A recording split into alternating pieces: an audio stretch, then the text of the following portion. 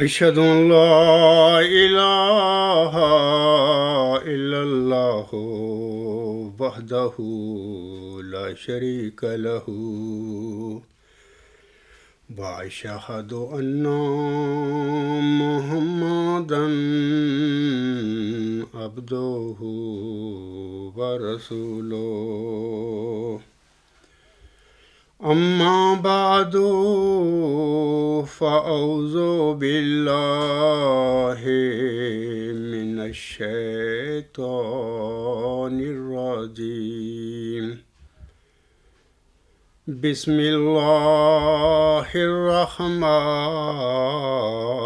الرحيم الحمد لله رب العالمين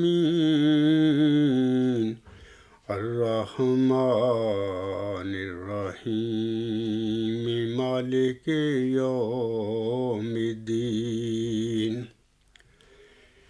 إياك نعبد وإياك نستعين اهدنا الصراط المستقيم صراط الذين أنعمت عليهم صراط الذين أنعمت عليهم غير المغضوب عليهم ولا الضالين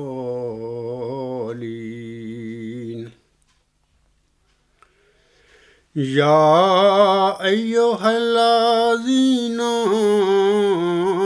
آمنوا كتب عليكم الصيام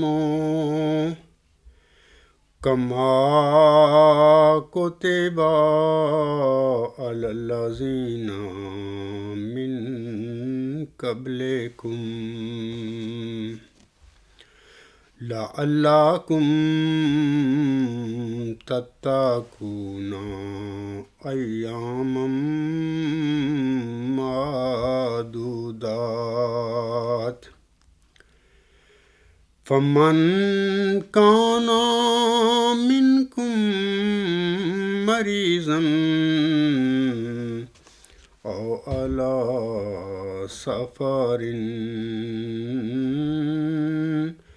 فعدة من أيام أخر وعلى الذين يطيقونه فدية طعام مسكين فمن تطوع خيرا فهو خير له وإن تصوموا خير لكم إن كنتم تعلمون شهر رمضان الذي أنزل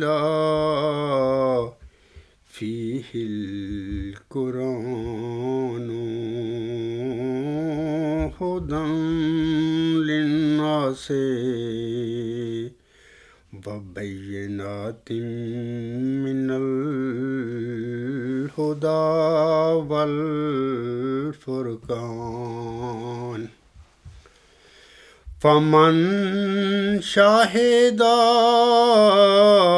منكم الشهر فليصم ومن كان مريضا أو على سفر فعدة من أيام أخر يريد الله بكم اليسر ولا يريد بكم العسر وَلِتُكْمِلُوا الْعِدَّةَ وَلِتُكَبِّرُوا اللَّهَ عَلَى مَا هَدَاكُمْ وَلَعَلَّكُمْ تَشْكُرُونَ۔ یہ سورہ البقرہ کی آیت نمبر 184، 185 اور 186 ہیں۔ ان آیات میں اللہ تعالیٰ فرماتا ہے، اے لوگو جو ایمان لائے ہو، تم پر روزے اسی طرح فرض کیے گئے ہیں جس طرح تم سے پہلے لوگوں پر فرض کیے گئے تھے، تاکہ تم متقی بنو۔ یعنی روزہ کی غرض و غایت جو ہے یہی ہے کہ اللہ تعالیٰ چاہتا ہے کہ میرے بندے متقی بن جائیں اور میرے بندوں کے دلوں میں اللہ کی خشیت، اللہ کا ڈر پیدا ہو۔ اگلی آیت میں اللہ فرماتا ہے، یہ چند گنتی کے دن ہیں، پس تم میں سے جو مریض ہو یا سفر پر ہو تو وہ اور دنوں میں گنتی پوری کر لے، اور جو اس کی طاقت نہ رکھتے ہوں وہ ایک مسکین کا کھانا فدیہ میں دیں۔ پس جو کوئی خوش دلی سے نیک کام کرتا ہے تو وہ اس کے لیے بہتر ہے، اور تمہارا روزے رکھنا تمہارے لیے بہتر ہے اگر تم جانتے ہو۔ رمضان وہ مہینہ ہے جس میں قرآن لوگوں کی ہدایت کے لیے نازل کیا گیا، اور اس میں ہدایت کے لیے کھلے کھلے نشانات اور حق اور باطل میں فرق کرنے والے امور ہیں۔ پس تم میں سے جو اس مہینہ کو پائے وہ اس کے روزے رکھے، اور جو مریض ہو یا سفر پر ہو تو وہ اور دنوں میں گنتی پوری کر لے۔ اللہ تمہارے لیے آسانی چاہتا ہے اور تمہارے لیے تنگی نہیں چاہتا، تاکہ تم گنتی پوری کرو اور اللہ کی بڑائی بیان کرو اس پر کہ اس نے تمہیں ہدایت دی ہے، اور تاکہ تم شکر گزار بنو۔ سامعین کرام، ماہ رمضان کا آج تیسرا مبارک جمعہ ہے، اور ہم ماہ رمضان کے دوسرے عشرہ میں داخل ہیں۔ دوسرے عشرہ میں ہمیں کثرت کے ساتھ استغفار کرنا چاہیے، اور جو آن حضرت صلی اللہ علیہ وسلم نے دوسرے عشرہ کی دعا بار بار و کثرت کے ساتھ پڑھنے کے لیے ہمیں نصیحت فرمائی ہے، وہ یہ ہے کہ استغفر اللہ ربی من کل ذنب واتوب علیہ، یعنی میں اللہ سے تمام گناہوں کی بخشش مانگتا ہوں جو میرا رب ہے، اور اسی کی طرف رجوع کرتا ہوں۔ سامعین کرام، آج میں رمضان المبارک کی ایک اہم عبادت یعنی نماز تراویح کے متعلق کچھ گزارشات آپ سب کے آگے پیش کروں گا۔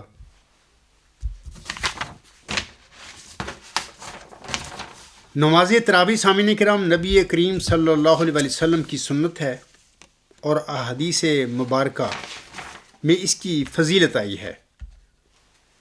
حضرت ابو ہریرہ رضی اللہ تعالی عنہ فرماتے ہیں کہ نبی کریم صلی اللہ علیہ وسلم نے ارشاد فرمایا، جو شخص صدق دل اور اعتقاد صحیح کے ساتھ رمضان میں قیام کرے یعنی تراویح پڑھے تو اس کے پچھلے گناہ بخش دیے جاتے ہیں۔ یہ صحیح مسلم کی حدیث ہے۔ حضرت سلمان فارسی رضی اللہ تعالیٰ عنہ فرماتے ہیں کہ رسول پاک صلی اللہ علیہ وسلم نے ماہ شعبان کے آخری دن بیان فرمایا، اے لوگو، تمہارے پاس عظمت و برکت والا مہینہ آیا ہے۔ یہ وہ مہینہ ہے جس میں ایک رات ایسی بھی ہے جو 1000 مہینوں سے افضل ہے۔ اللہ تعالیٰ نے اس کے روزے کو فرض فرمایا ہے، اور اس کی رات کے قیام یعنی تراویح کو بہت فضیلت دی ہے۔ تراویح رمضان مبارک کی ایک مسنون عبادت ہے۔ اس کا آغاز حضرت صلی اللہ علیہ وسلم کے زمانے میں ہی ہو گیا تھا۔ حضور صلی اللہ علیہ وسلم نے 2 یا 3 راتیں تراویح پڑھائیں۔ اس کے بعد صحابہ کرام رضی اللہ تعالی عنہم آپ صلی اللہ علیہ وسلم کے منتظر رہے کہ آپ صلی اللہ علیہ وسلم تشریف لائیں، مگر رسول اللہ صلی اللہ علیہ وسلم کاشانہ نبوت سے باہر تشریف نہیں لائے۔ آپ صلی اللہ علیہ وسلم نے فرمایا، اگر میں باہر آ جاتا تو تراویح تم پر فرض ہو جاتی۔ ام المومنین حضرت عائشہ صدیقہ رضی اللہ تعالی عنہا سے مروی ہے، وہ فرماتی ہیں کہ ماہ رمضان کی وسط رات میں ایک مرتبہ حضور اکرم صلی اللہ علیہ وسلم نے نماز تراویح پڑھی۔ لوگوں نے بھی آپ صلی اللہ علیہ وسلم کی اقتداء میں نماز ادا کی۔ دوسری رات نمازیوں کی اتنی کثرت ہوئی کہ مسجد تنگ ہو گئی، لیکن رسول اللہ صلی اللہ علیہ وسلم اپنے حجرہ مبارک سے باہر تشریف نہیں لائے، بلکہ صبح فجر کی نماز کے لیے تشریف لائے۔ نماز فجر سے فارغ ہو کر آپ صلی اللہ علیہ وسلم نے لوگوں سے خطاب فرمایا، تمہاری رات کی حالت مجھ سے پوشیدہ نہیں تھی، لیکن اندیشہ یہ تھا کہ کہیں نماز تراویح تم پر فرض ہو جائے اور تم اس کی ادا کرنے سے عاجز ہو جاؤ۔ نبی اکرم صلی اللہ علیہ وسلم کے وصال کے بعد صحابہ رضی اللہ تعالی عنہم پہلے انفرادی طور پر قیام اللیل کرتے، یعنی نماز تراویح پڑھتے، اور بعض نے اسے باجماعت پڑھنا شروع کیا۔ حضرت عمر رضی اللہ تعالی عنہ کے دور میں حضرت ابی بن کعب رضی اللہ تعالی عنہ کو امام بنا کر باجماعت قیام اللیل یا تراویح پڑھنے کا اہتمام کیا گیا تاکہ لوگوں کو آسانی ہو اور وہ جماعت کا ثواب بھی حاصل کر سکیں۔ حضرت علی کرم اللہ وجہہ ارشاد فرماتے ہیں کہ حضرت عمر بن خطاب رضی اللہ تعالی عنہ نے مجھ سے جب نماز تراویح کی حدیث سنی تو آپ نے اس پر عمل فرمایا۔ لوگوں نے دریافت کیا، امیر المومنین وہ حدیث کیا ہے؟ آپ نے یعنی حضرت علی رضی اللہ تعالی عنہ نے ارشاد فرمایا، میں نے رسول اللہ صلی اللہ علیہ وسلم سے سنا ہے کہ آپ صلی اللہ علیہ وسلم نے فرمایا، عرش الہی کے ارد گرد ایک جگہ ہے جس کا نام حفیرۃ القدس ہے، وہ نور کی جگہ ہے، اس میں اتنے فرشتے ہیں کہ جن کی تعداد اللہ کے سوا کوئی نہیں جانتا۔ وہ عبادت الہی میں مصروف رہتے ہیں اور اس میں ایک لمحہ بھی کوتاہی نہیں کرتے۔ جب ماہ رمضان کی راتیں آتی ہیں تو یہ اپنے رب سے زمین پر اترنے کی اجازت طلب کرتے ہیں اور وہ بنی آدم کے ساتھ مل کر نماز پڑھتے ہیں۔ امت محمدیہ میں سے جس نے انہیں چھوا یا انہوں نے کسی کو چھوا تو وہ ایسا نیک بخت و بسعید بن جاتا ہے کہ پھر کبھی بدبخت بشکی نہیں بنتا۔ سامعین کرام، یہ سن کر حضرت عمر فاروق رضی اللہ تعالی عنہ نے ارشاد فرمایا، یعنی یہ حدیث سن کر، جب اس نماز تراویح کی یہ شان ہے تو ہم اس کے زیادہ حقدار ہیں۔ پھر آپ نے تراویح کی جماعت قائم کر کے اسے اجتماعی طور پر ادا کرنے کا اہتمام فرمایا۔ آپ کے زمانہ میں تراویح کی نماز ہمیشہ پڑھی گئی، اسی وجہ سے اس کی نسبت آپ سے کی جاتی ہے۔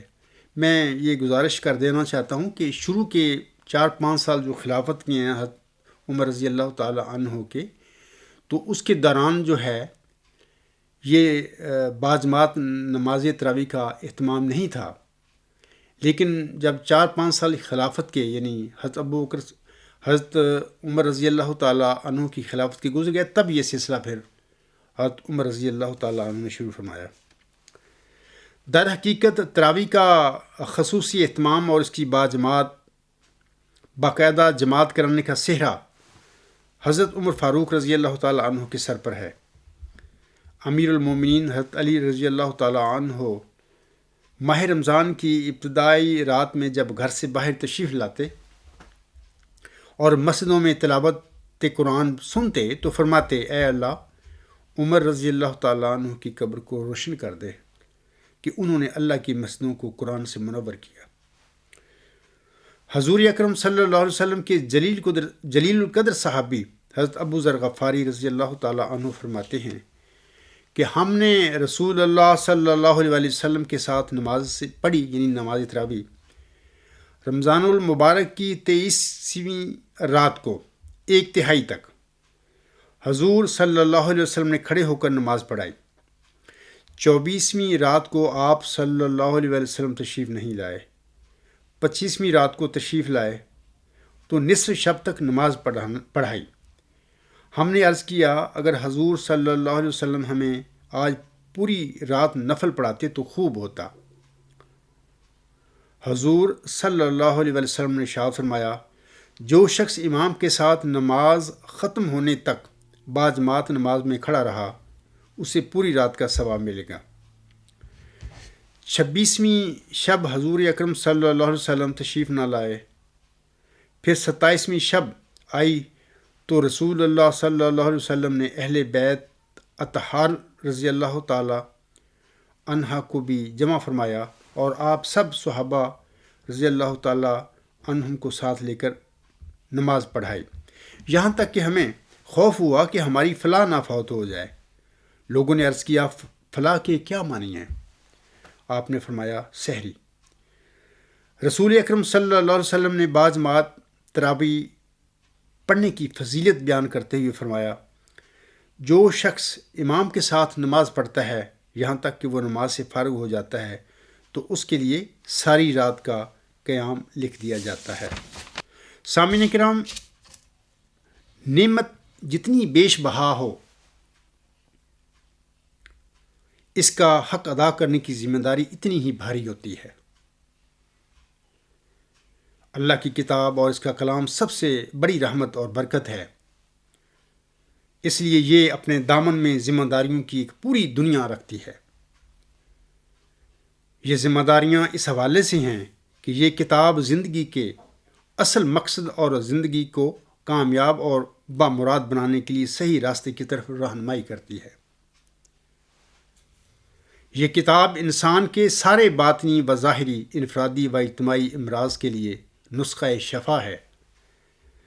یہ کتاب یعنی قرآن کریم اندھیروں میں بھٹکنے والوں کے لیے چراغ راہ ہے۔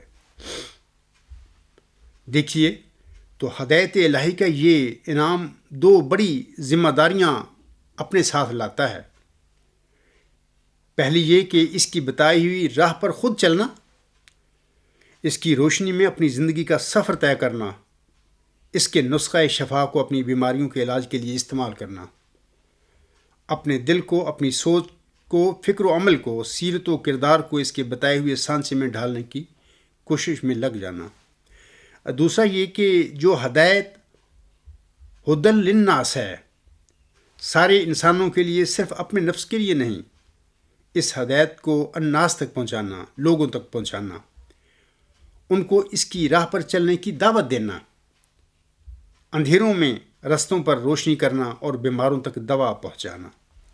اب سوچئے کہ دوسری ذمہ داری پہلی ذمہ داری ہی کا لازمی تقاضا ہے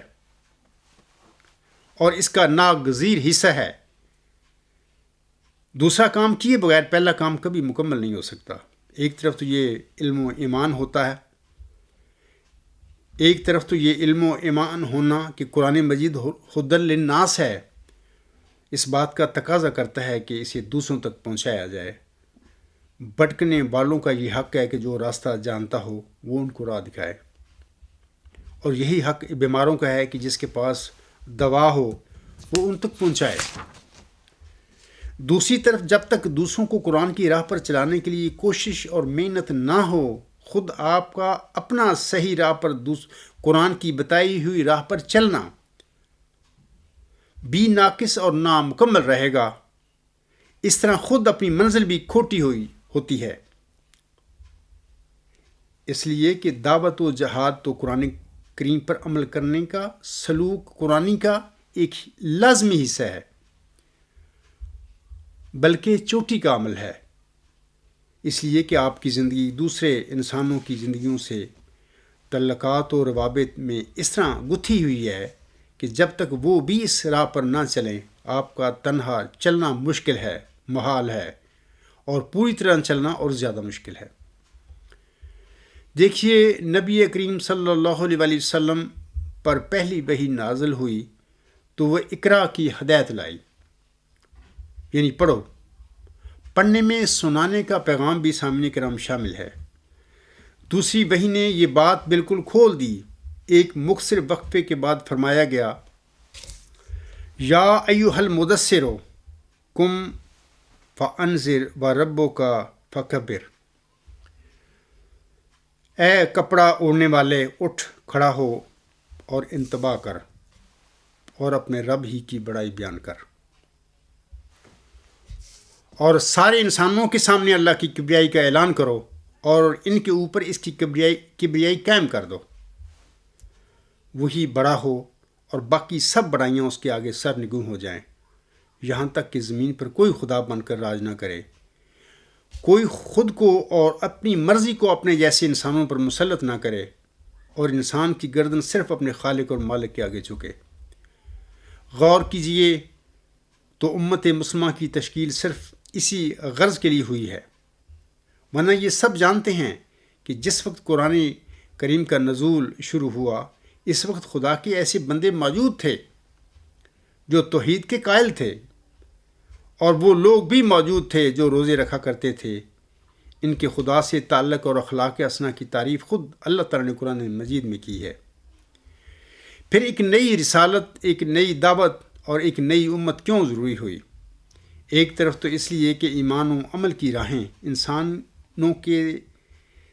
انسانوں کی ساری گمراہیوں سے پاک ہو کر روشن ہو جائیں، لیکن دوسری طرف اس لیے کہ وہ ایک ایسی امت وجود میں آئے جو انسانوں کے سامنے اپنے رب اور اس کے دین کی گواہ بن کر کھڑی ہو، تاکہ انسان انصاف پر قائم ہو جائیں، جیسا کہ اللہ تعالیٰ سورۃ البقرہ کی آیت نمبر 144 میں فرماتا ہے،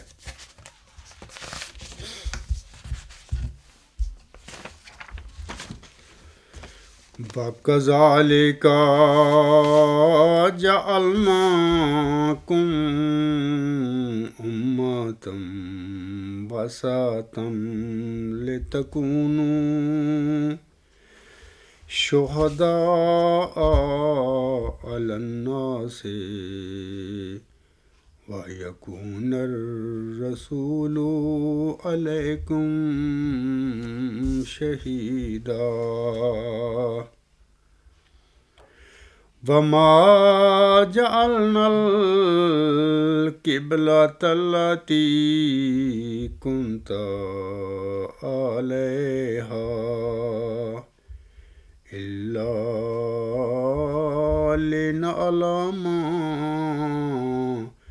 مَن يَتَّبِعُ الرَّسُولَ ممن ينقلب على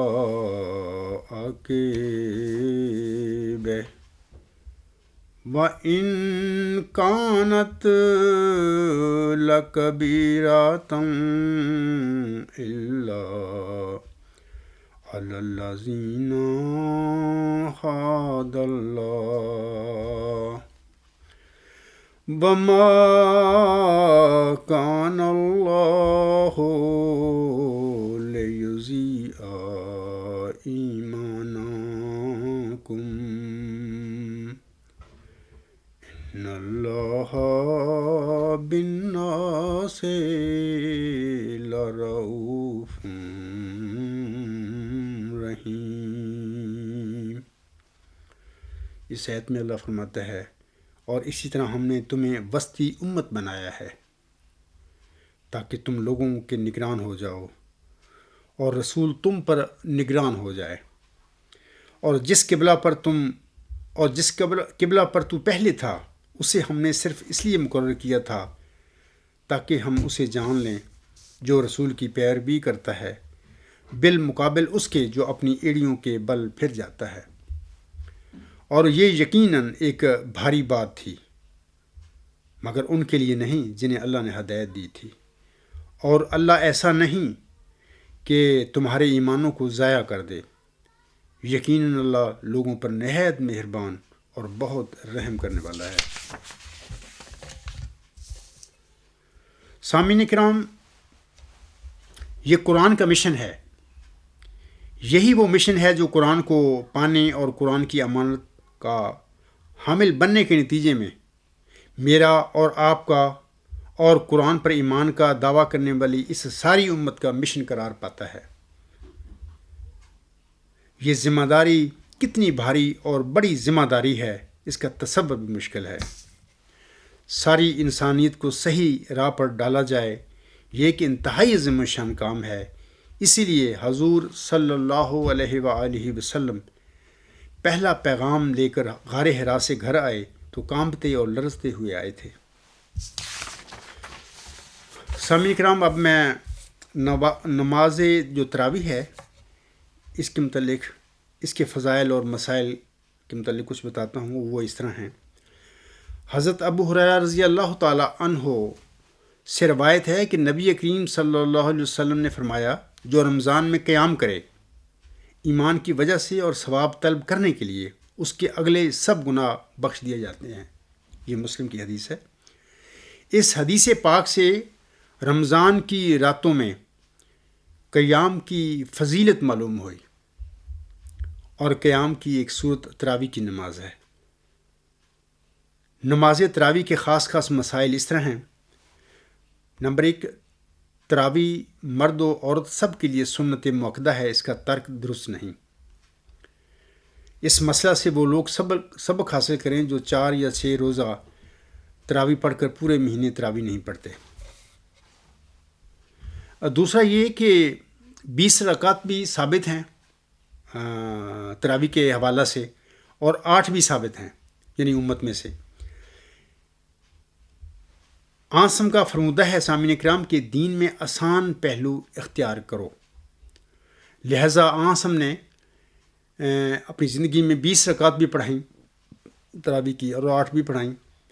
تو ہم جو حضرت بانی جماعت علیہ السلام حضرت مرزا غلام احمد علیہ السلام ہیں، ان کے جو پیروکار ہیں، ہم لوگ جیسے کہ آنسم نے فرمایا کہ دین کا جو آسان پہلو ہے وہ اختیار کرو، تو ہم تو 8 رکعت نماز جو ہے تراویح پڑھتے ہیں اور 3 وتر پڑھتے ہیں۔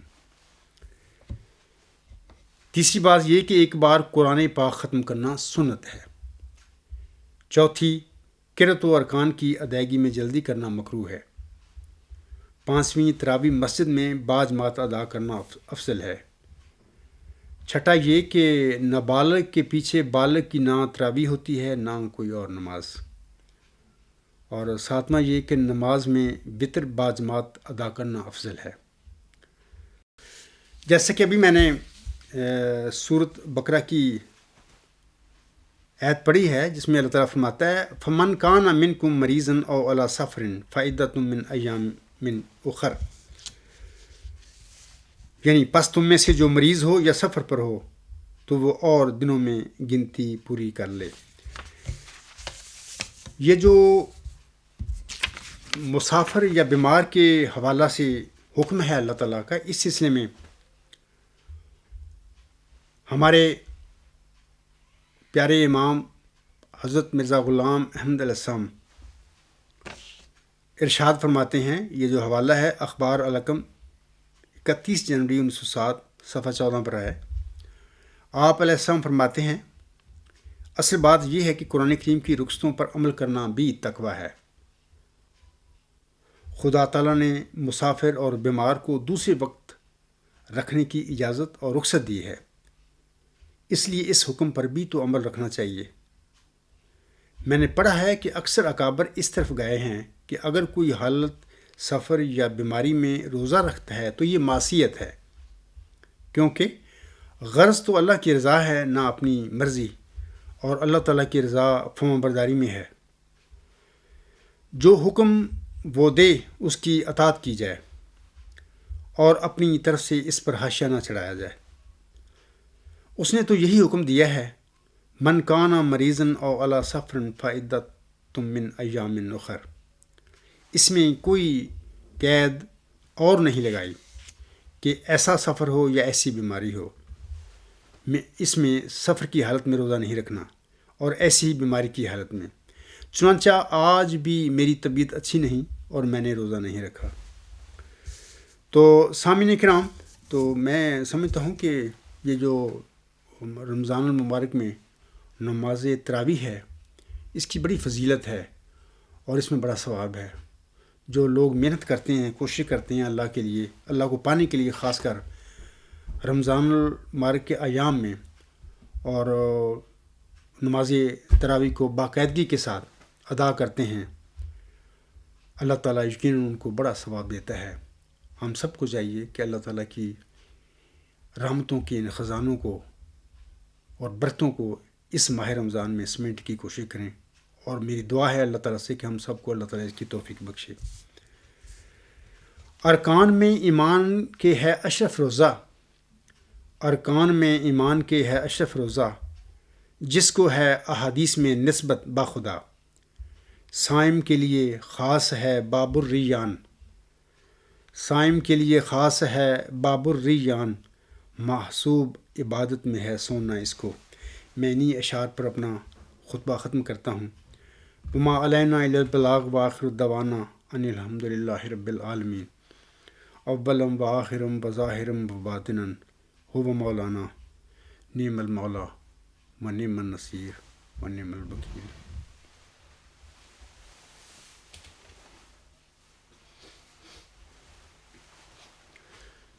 الحمد للہ